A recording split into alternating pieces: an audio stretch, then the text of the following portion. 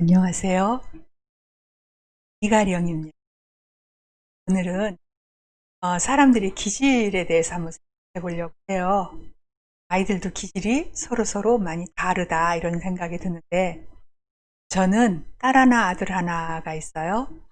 우리 딸아이는 굉장히 외향적인 아이예요. 그래서 친구들하고 놀아도 늘 대장을 하고, 놀이하는 방법도 알려주고, 너 여기서 뭐 해? 이렇게 다 정해주고, 그럼 또 아이들이 그걸 또 따라서 하더라고요. 반장, 부반장 하고 이러는 것도 되게 좋아해가지고, 아마 학교 다니는 내내 반장, 부반장을 줄곧 했던 것 같아요. 그러니 엄마 마음으로는 어때? 아이고, 잘난 우리 딸이로고, 이렇게 생각할 수 있었겠지요, 그죠? 그리고 고등학교 3학년 때는 자기 힘으로 그 전교 학생회장에 출마해갖고 회장 뽑히기도 했어요. 그러니까 대단히 적극적이고 또 이렇게 활동적이고 그런 아이이지요.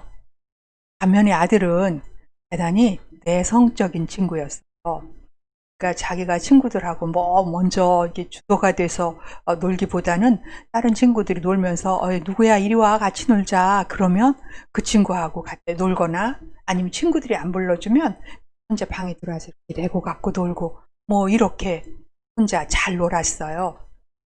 그런데 제 생각으로는 내성적인 아이는 이렇게 좀 활기차지도 않고 적극적이지도 않고 진취적이도 않은 것 같아서 얘한테 조금 더 용기를 좀 불러 넣어줘야 될 것 같아서, 지금 생각하면 참 잘못된 요가법인데, 그 동네 아줌마들 만나서 인사하면 왜 아이들 인사하고 부끄러워서 막 조그맣게 인사하고 숨잖아요. 그러면 다시 아이를 불러갖고 크게 인사하라고 그렇게 시켰어요. 얼마나 애가 힘들었을까 지금 생각하니까 그래요.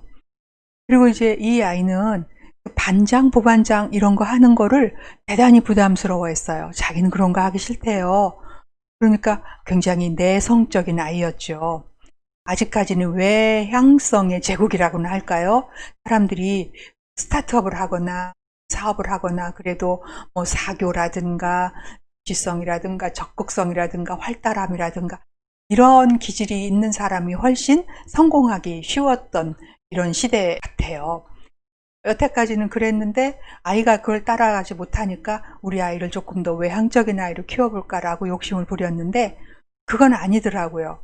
그래서 딸아이는 지금도 이렇게 외향적인 성격대로 무슨 그 살사 댄스 한다거나 이렇게 하면서 지내고 있고요.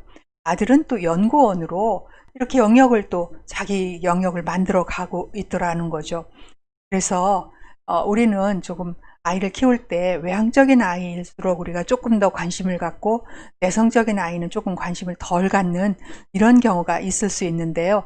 제 생각으로는 둘 다 이제는 그 행복을 찾아가는 길은 각자가 다른 길로 각자 행복할 수 있더라 이런 생각이 들어요.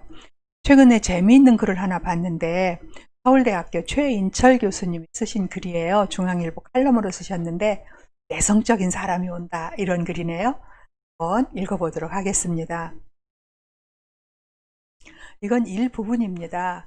이거는 2020년 7월 1일 칼럼이고요.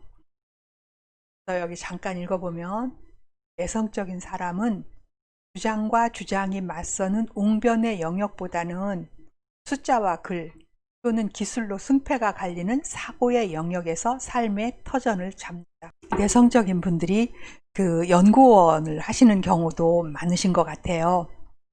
그래서 오늘날처럼 이렇게 외향성의 제국에서 내성적인 사람들이 살아남으려면 언변이나 사교가 중요하지 않은 영역에서 기술적이고 그런 전문성을 극대화하는 길밖에 없다는 것을 스스로 본능적으로 알아차린 것이지요.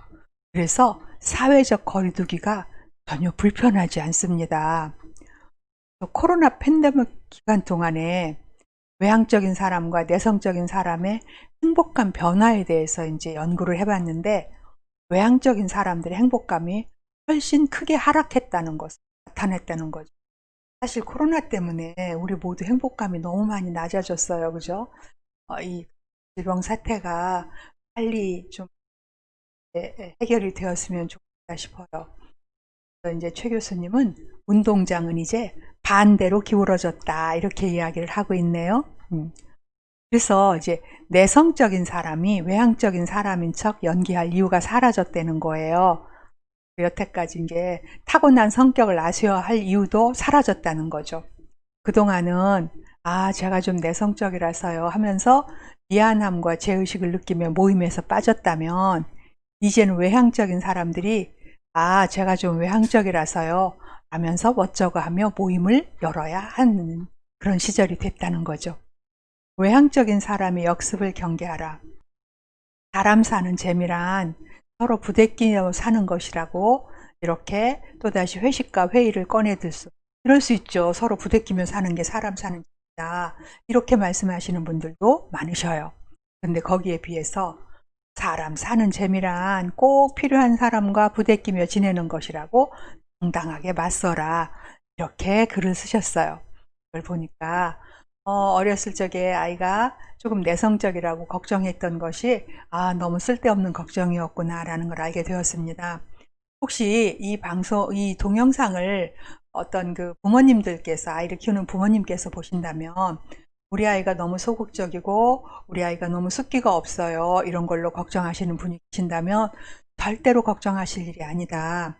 그 내성적인 사람은 그냥 내성적인 그것을 잘 발전시켜서 자기의 행복감을 찾아가는 그런 길을 우리가 모두 알고 있더라. 또 외향적인 사람은 자기 외향적인 그 기질을 잘 발달시켜서 행복감을 찾아가는 길을 서로 잘 알고 있더라. 그래서 서로 다른 기질을 이해하고 살면 훨씬 행복해지지 않을까, 그런 생각이 들었습니다.